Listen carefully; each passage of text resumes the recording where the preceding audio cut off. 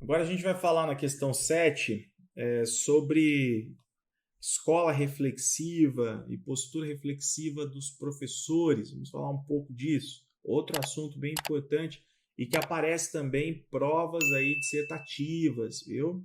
Provas dissertativas gostam de cobrar aí questões sobre professores reflexivos. Vejam, a missão de educar de forma comprometida com o contexto temporal e sociocultural, na perspectiva de uma comunidade aprendente, caracteriza uma escola reflexiva, que tem como elemento norteador. Primeiro, quando a gente fala de comunidade aprendente, isso envolve uma série de questões. Tá? Recentemente eu recentemente eu fiz 2 meses, todas as quartas-feiras, entre abril e maio, lives sobre o que eu chamei de a nova jornada, os fundamentos sociofilosóficos da educação. E nessa nova jornada, nós fizemos uma série de estudos teóricos e resolver exercícios também do que está por trás, na verdade, desses temas que nós estudamos. Então, hoje a gente fala de comunidade aprendente. De onde veio isso? Né? De onde nasceu essa necessidade?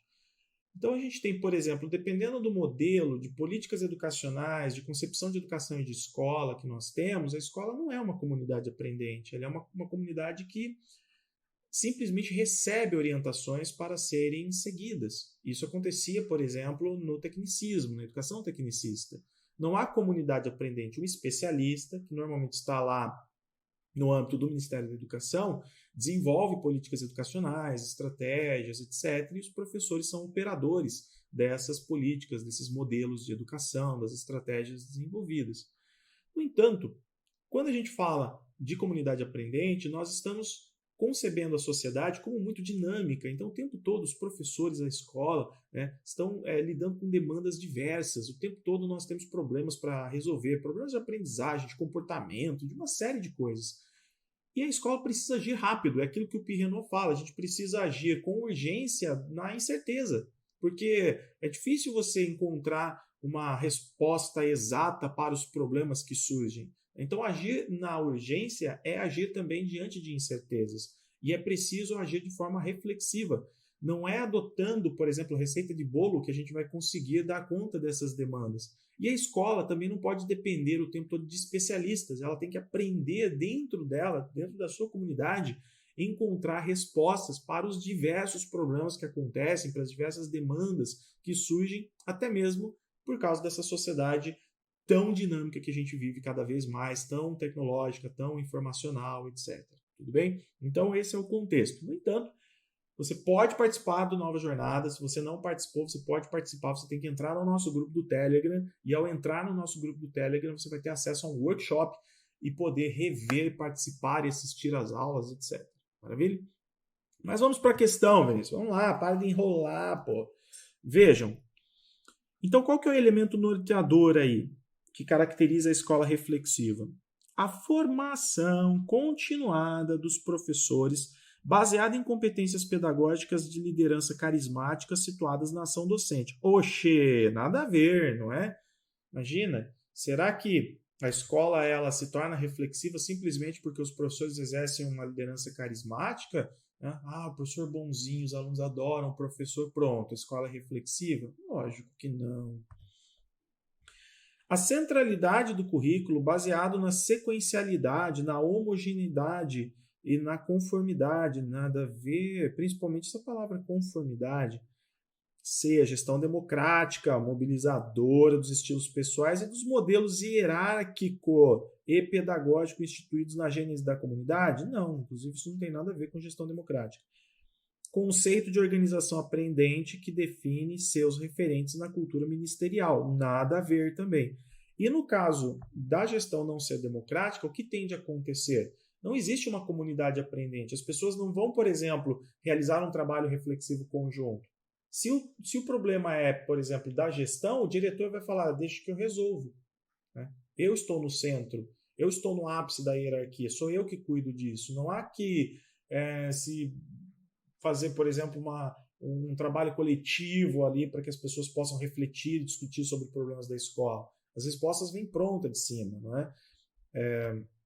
Então, essa ideia de trabalho de modelo hierárquico não condiz, inclusive, com gestão democrática.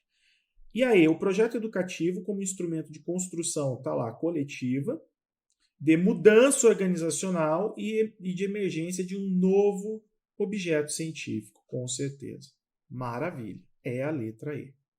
E eu trouxe para vocês, porque eu não gosto só de dar o gabarito, eu trouxe para vocês aqui 2 citações, tá? Uma referindo-se ao Libânio e a outra ao Donald Shum. Libânio.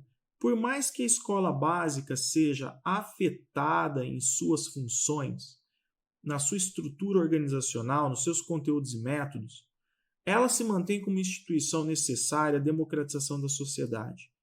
Não há reforma educacional, não há proposta pedagógica sem professores, já que são os profissionais mais diretamente envolvidos com os processos e resultados da aprendizagem escolar. Veja que nesse trecho aqui, nós não estamos falando, eu não coloquei a palavra, por exemplo, reflexivo, professores reflexivos, nada disso. O que nós estamos dizendo é o seguinte: as instituições, as escolas são afetadas por tudo que acontece na vida social. Então, não adianta, a gente não tem como simplesmente fazer com que a educação seja totalmente oferecida pelo aparato tecnológico, porque demandas e mais demandas surgem o tempo todo. Os professores são fundamentais dentro da escola e é o professor que, ali em conjunto, vai refletir sobre as diversas demandas e encontrar soluções o tempo todo. Então aqui eu não estou falando necessariamente de postura reflexiva, mas nós estamos valorizando o professor, e quando eu valorizo o professor, eu valorizo a pessoa, e quando eu valorizo a pessoa, eu valorizo subjetividades. Então as pessoas são importantes para o funcionamento da escola, principalmente num mundo de incertezas, dinâmico, de mudanças o tempo todo. Diferente, por exemplo, lá do sistema tecnicista muito racional tecnocrático, em que o especialista é que pensava e o professor somente operava e executava. Então, as subjetividades são colocadas em segundo plano. Por quê? Porque subjetividade leva à ideia de possibilidade de erro, óbvio. Os professores, pensando conjuntamente, eles têm ali seus interesses, suas expectativas, seus conhecimentos, suas bagagens. Então, nós temos subjetividades. E quando há subjetividades, existe, obviamente, a incerteza, existe, obviamente, a possibilidade do erro. Isso é normal, porque nós estamos num processo de construção, de busca por soluções. Como no sistema tecnicista nós queremos eliminar qualquer tipo de erro e buscar o tempo todo a eficiência dentro da escola, as subjetividades são colocadas em segundo plano, não é? Bom, a outra citação que eu tenho aqui é Donald Shum, que foi muito influente nos anos 80 com relação à postura reflexiva do professor. Vem dele aquela ideia de ação, reflexão, ação. Então, caracteriza as práticas educativas como zonas indeterminadas da prática. Ministrar uma aula na zona indeterminada da prática implica admitir que nos defrontamos com uma problemática que é ao mesmo tempo incerta. Olha lá, incerteza, nós lidamos com incertezas. Ela é singular, a problemática. Então não adianta, não tem uma receita. Nós temos, por exemplo, o método de resolução de problemas dentro das escolas. Eu posso ter um método desenvolvido pelas pessoas que é importante que se tenha, mas um método universal não vai dar certo em um monte de escolas, para um monte de situações, não é? E portadora de conflitos de valores, na qual não se pode simplesmente aplicar procedimentos técnicos, não basta, que foram sistematizados no processo formativo. Não basta, é preciso pensar. O professor aprendeu muitas coisas na faculdade, não dá para ele simplesmente aplicar. É preciso pensar diante de cada problema. Então nós temos uma sociedade em transformação, e essa sociedade em transformação ela está passando da sociedade industrial para a informacional. Óbvio que a gente vive ainda o pensamento industrial, mas a gente também vive o informacional, e em termos de estrutura e de comportamentos, a gente já está vivendo muito mais o informacional, né? Basta nós olharmos para os comportamentos sociais, para a vida social. Então, nesse processo de transição, dificilmente nós vamos ter modelos exatos para responder os problemas que surgem. A capacidade de refletir, de buscar soluções de forma coletiva é cada vez mais importante, e isso leva também a processos de mudanças contínuas. Então, os professores vão encontrando formas diferentes de resolver problemas, de organizar a escola e de organizar as suas práticas. Ou seja, o trabalho reflexivo que é necessário, ele gera transformação, ok? Transformação. E uma outra coisa que eu quero colocar para vocês, com base no que nós vimos aí com o Donald Shaw, é o seguinte. Vamos pensar assim, ó. Nós temos dois tipos de racionalidade. A racionalidade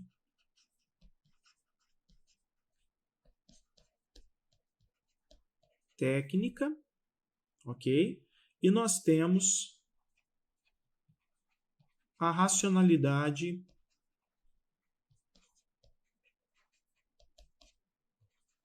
prática. Beleza? A técnica e a prática. Bem, a racionalidade técnica, nós vimos um exemplo aqui, né? Tecnicismo. Aqui a gente tem ideias do positivismo, da administração de empresas, do comportamentalismo, enfim. Qualquer hora a gente estuda aí tendências e eu falo sobre tudo isso para vocês. E a racionalidade prática? Aqui é o que a gente precisa superar. Então a gente precisa superar a racionalidade técnica. Por quê? Porque em tempos de incerteza ela não é suficiente, né? O professor aqui é simplesmente um executor. Então, é aquilo que eu falei, o especialista planeja, define e o professor executa. Um modelo é insuficiente para nós lidarmos com problemas diversos. Beleza? Agora, quando eu falo de racionalidade prática, eu estou valorizando aqui sujeito dentro de um contexto, aliás, sujeito não, sujeitos, no plural, dentro de um contexto, e estou valorizando o trabalho reflexivo como necessário. A reflexividade, gente, é habilidade, é competência que os professores vão desenvolvendo. Por quê? Porque esse professor aprende a trabalhar diante das incertezas, dos problemas contextuais. E isso aqui ele aprende desenvolvendo experiência. Quanto mais os professores trabalham coletivamente, mais eles desenvolvem esses recursos, essas capacidades de atuar de forma reflexiva. Não se atua de forma reflexiva por mera contemplação. Como assim, Vinícius? Eu preciso ter um problema.